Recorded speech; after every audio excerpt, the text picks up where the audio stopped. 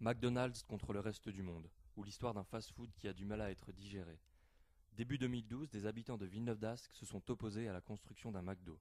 Et pour cause, le restaurant se trouve au pas de leur porte. Mais leur colère et leur mobilisation n'y a rien fait. Le permis de construire a été accepté et les travaux ont aussitôt démarré. Le fast-food a ouvert ses portes et accueilli ses premiers clients début novembre. Mais tout espoir n'est pas perdu pour les riverains mécontents. Ils ont en effet déposé un recours et attendent le délibéré. Pierre Lourdel, meneur de la fronde et farouchement opposé au McDo, nous a reçus chez lui, accompagné de sa voisine Priscilla Lefebvre, tout aussi remontée.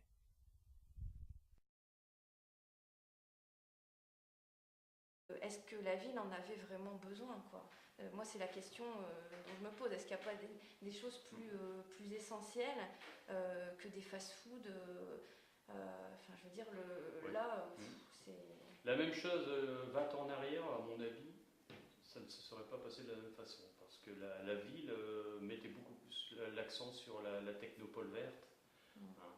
Et je pense que ce genre de projet n'aurait pas pu avoir lieu à cette époque-là, en plus avec une équipe municipale et un maire qui se battait bien pour sa ville.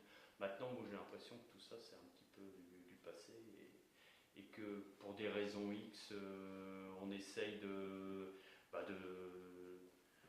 boucher les espaces restants de Villeneuve par n'importe quoi.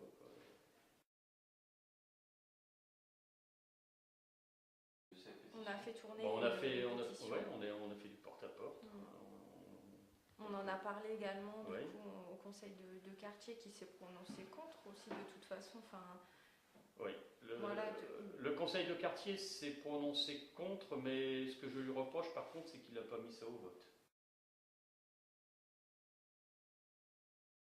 le gros point noir, c'est le bruit. Voilà, les nuisances sonores forcément, enfin le nombre de voitures, le nombre de passages oui, la pollution. qui passent, la pollution. Au-delà de ça, après, c'est tout ce que ça ramène aussi le drive, parce que petit parking de McDo, donc forcément les gens qui viennent se garer aux alentours, qui mangent devant chez vous, donc qui mangent devant chez vous dit déchets, voilà.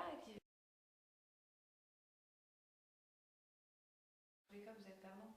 Soit vous restez et vous devez subir tous les jours les nuisances, ou soit vous partez et du coup c'est vrai que quand vous venez d'acheter, d'investir, etc., et de toute façon avec la perte en plus due au fait qu'il y a un McDo juste en face de vos fenêtres, enfin voilà, donc vous êtes perdant aussi en termes de refonte. Donc que ce soit l'une ou l'autre solution, c'est soit on subit ou soit on perd.